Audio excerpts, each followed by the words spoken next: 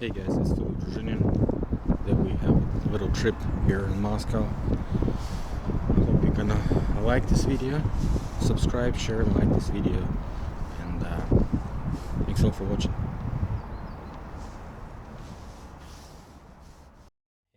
So right now we are exactly at the place where I'm was walking around, and so let's put the person here so we can see the panorama.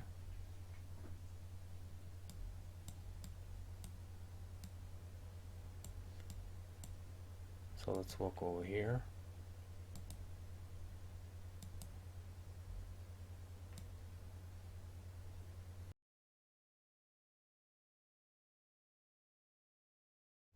Here we see the Simenovsky monastery that I was filming.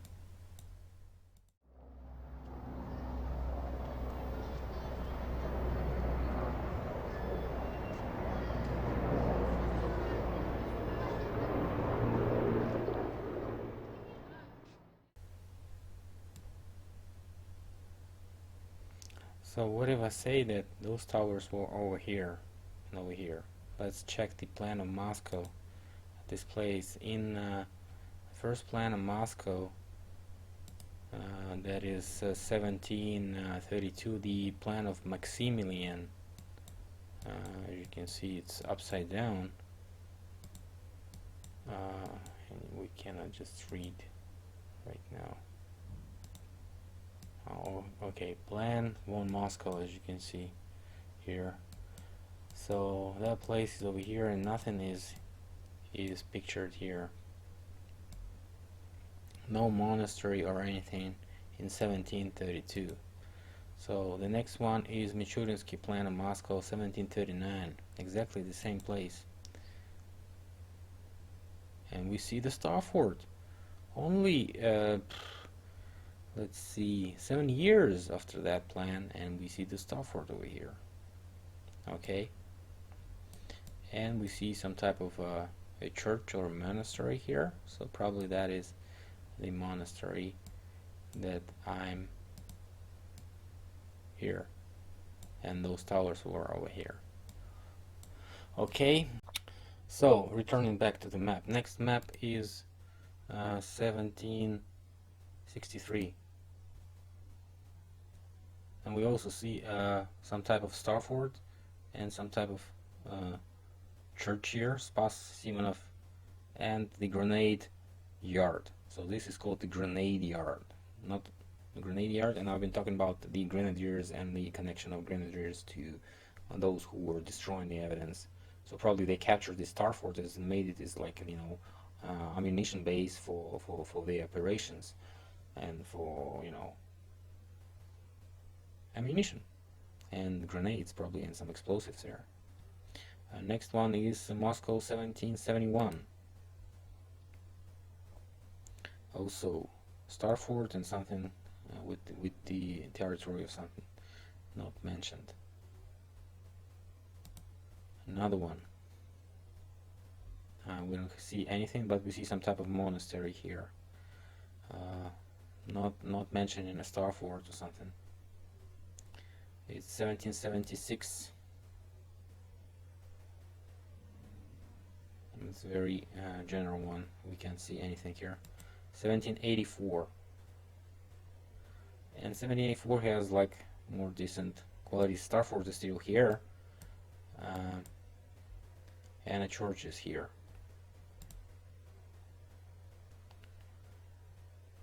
1787. Something like a monastery here. 1789. Starfort and some type of territory.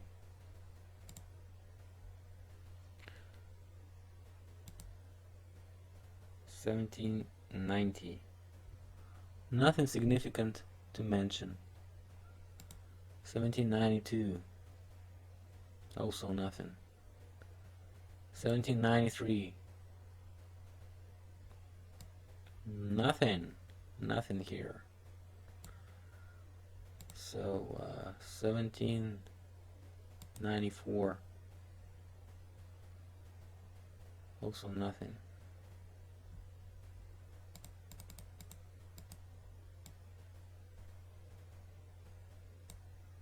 Nothing. Let's see more plan. Plan. The atlas is not working. Plans are better. Yeah, we see the Starfort still there. And so it goes up to the 19th century. Let's see, 1823. Starfort is still here as the ammunition warehouse. Okay. 1824. Fortress is still here. Monastery. 1880. 1836. Still here. 1843. 43.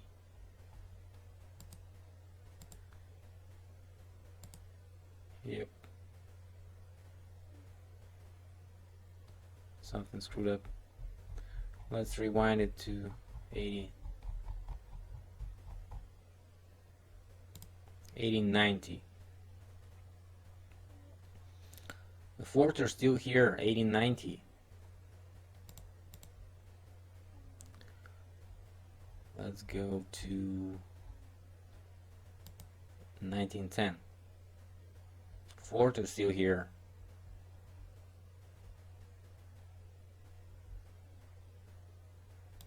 1960. 16. Still here. 1930. Nothing.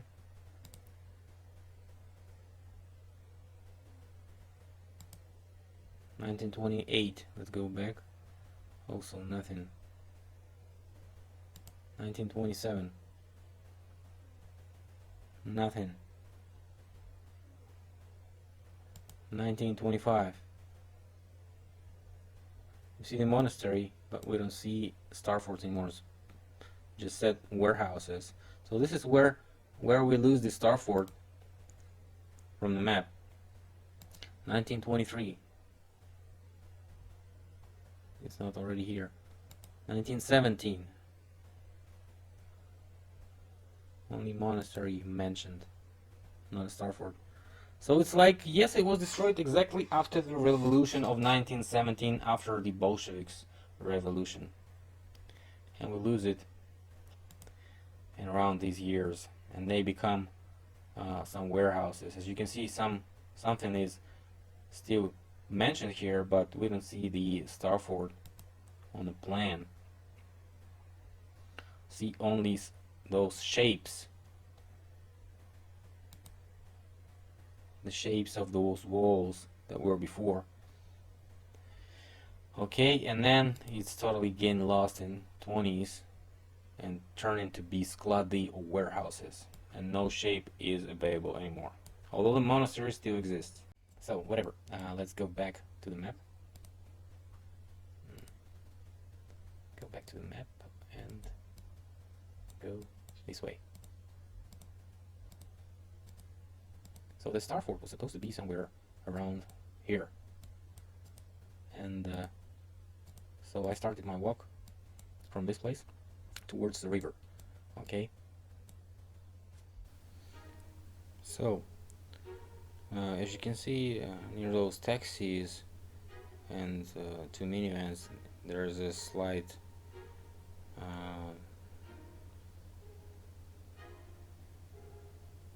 increase of altitude, and also on the other side of the road you see the basin of excavations. So they excavating stuff there and trying to build something.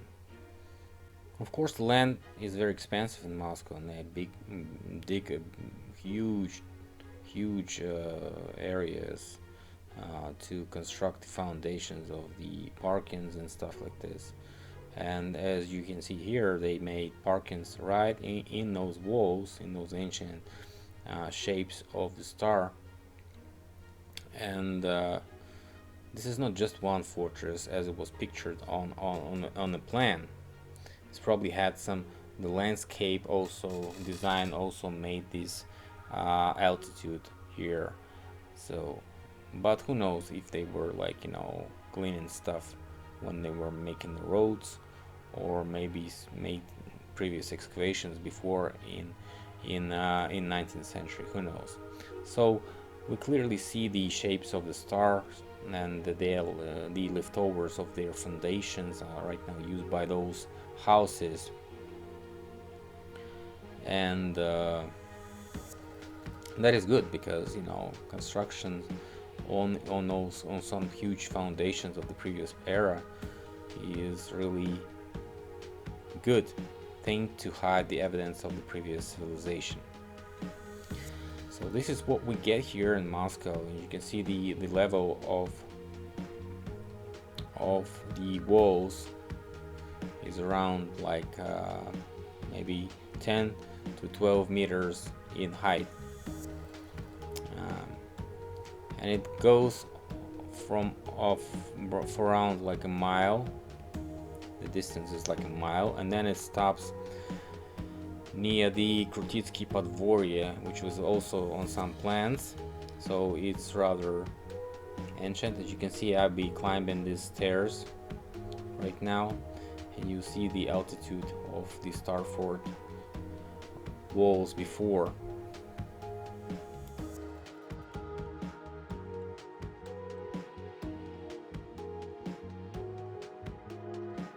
Here's the backyard of what's supposed to be Krutitsky Podvorye, and then I can see this trench and those kids playing there. So it's the land of excavation. Probably they excavated something here. As you can see, the remains of some construction here, or maybe some foundations.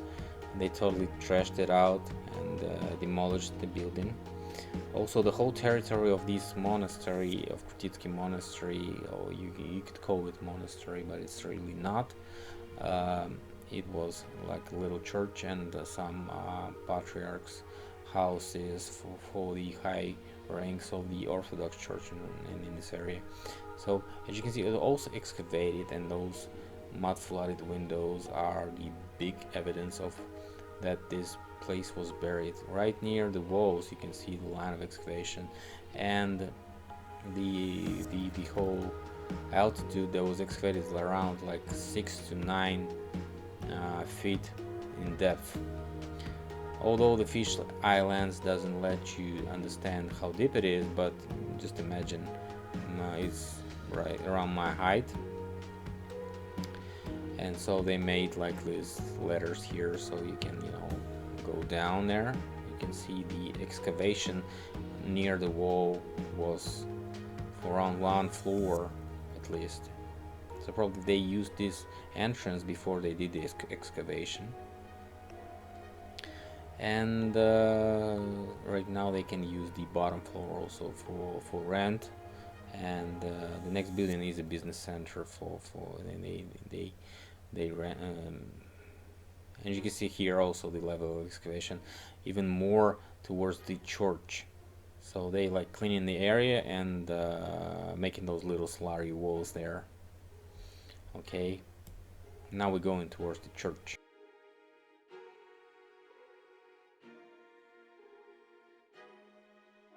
What can I say? I was pretty much disappointed because last time I was here it was looking a lot more better than it is right now, because everything is under reconstruction, and like the outer layer of the painting that was there is destroyed right now.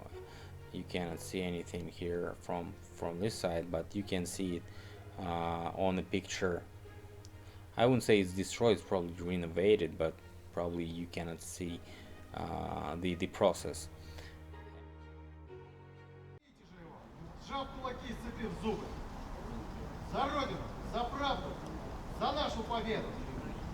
И какие бы цитадели они там не снимали.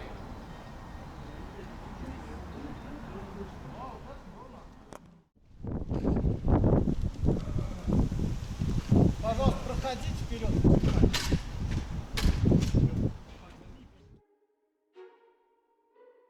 You probably ask what the hell was that? That was somebody filming a movie there now.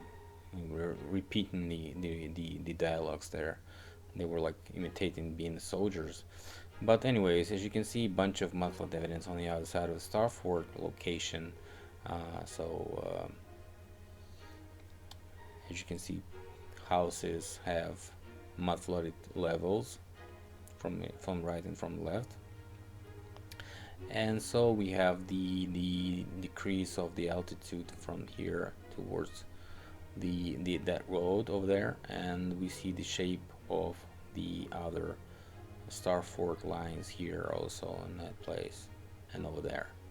So this is how this is the method of hiding the evidence, just by constructing something on the top. On the other side we see the another monastery, and probably walk there, make it in the second part of this video.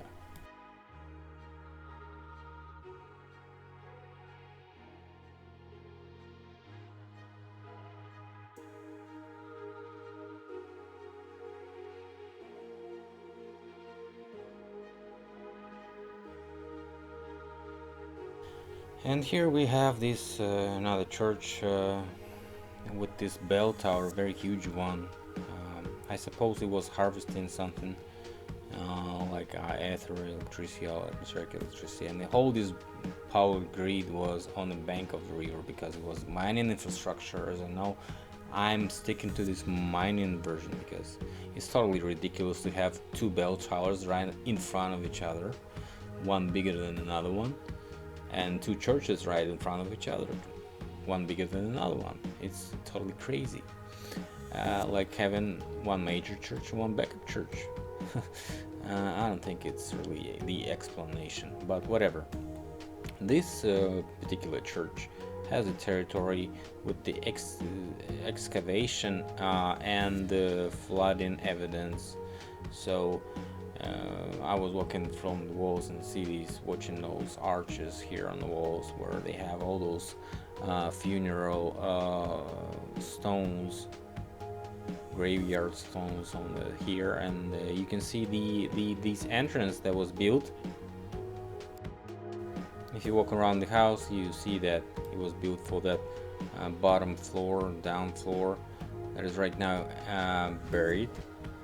And those windows are also very interesting. They don't belong to each other and show total nonsense of architectural style. But whatever, it's probably two reconstructed buildings implanted in each other, and so it's the way to hide the evidence, and probably the purpose of that building that was primarily original. And as what I say, it's a power station, huge power station that was promoting energy all around the place.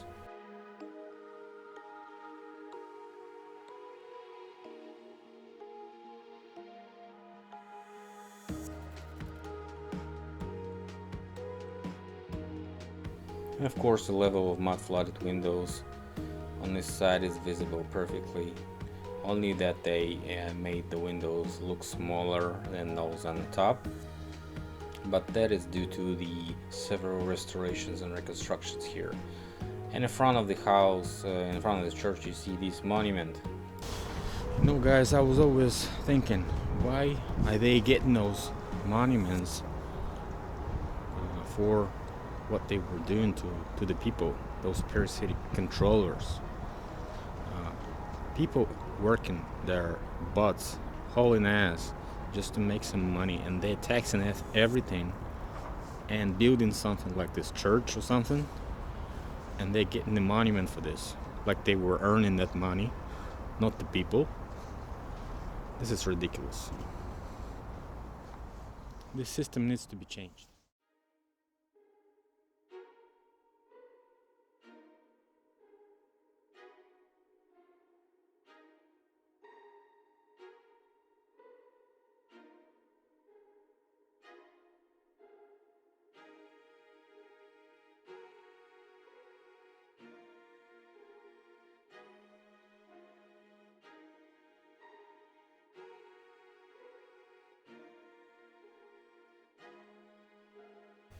From front of the church, you see the graves of the patriarchs of this place, so the church leaders, and this portrait stuff.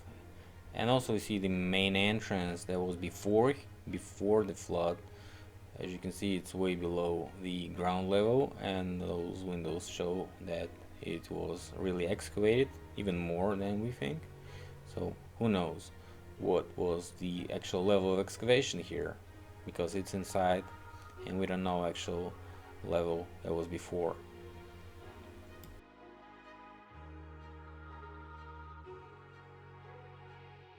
So-called last emperor Nikolai II, who was supposedly murdered by the Bolsheviks after the revolution. And we have several evidence of the bones being found, but you know, there's a bunch of researchers there trying to make some conspiracy theories there, and but what I see is that people trying to get the gold that was belonged to Nikolai II from the English banks, and they just don't want to give it away, and they find a bunch of excuses not to claim in those corpses, the corpses that belong to Nikolai II, and making all these genetic researches. So it's very sick story. I'll probably make a video about it. If you write me in the comments you want to know all the story, so about all those fake bones and those gold from the Tsar era. So as you can see, this bell tower is very big, very huge one. I tell you what, it's a pretty big one for the bell tower. Probably the biggest one in Moscow.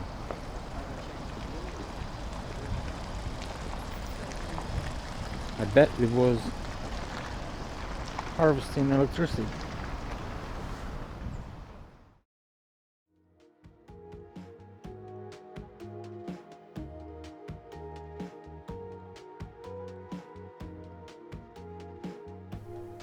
So this is how this walk ended, and so thanks a lot for walking with me, guys. And I saw your comments about the tours in Moscow. Well, probably if you come to Moscow, I'll walk you around for free. This is like technological windows. It ain't supposed to be like this.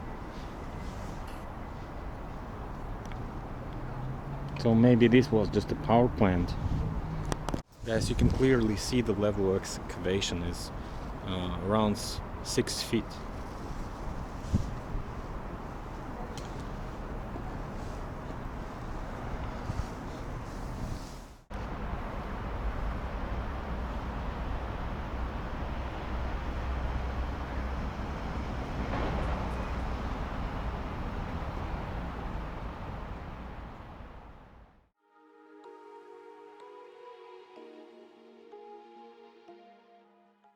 Postscriptum, we're talking about the Salt Lake Temple renovation. As you can see, there's a bunch of photos here. We're gonna scroll through them. Some projects and maybe computer graphics CGI projects here. Showing some, you know, I don't know what are they showing here, but exactly it's like sub-level here and foundations here and some columns here, and then this is like maybe metal foundations on the blocks. They probably switching those. The scheme here. Also we see some undergrounds here, undergrounds here, undergrounds over here. So the general plan. And those old pictures are really astonishing. This is a capstone ceremony at 1892, and this is groundbreaking ceremony 1853, captured in this daguerreotype. It's like an ancient photograph recovered by the Church of Jesus Christ of Latter-day Saints in the early 1990s, about a decade after its apparent theft from the Church History Department. The temple took 40 years to build. Photo courtesy of Church History Library. Another one, this is 1868, so it's like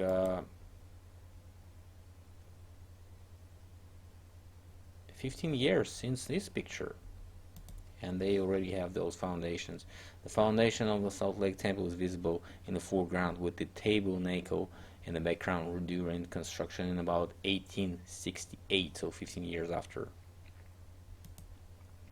Also, workers at the granite quarry in Little Cottonwood Canyon prepare stones for the use of Salt Lake Temple of the Church of Jesus Christ of Latter-day Saints in 1872. So they preparing the granite for the construction that started like 15 years or even more before that.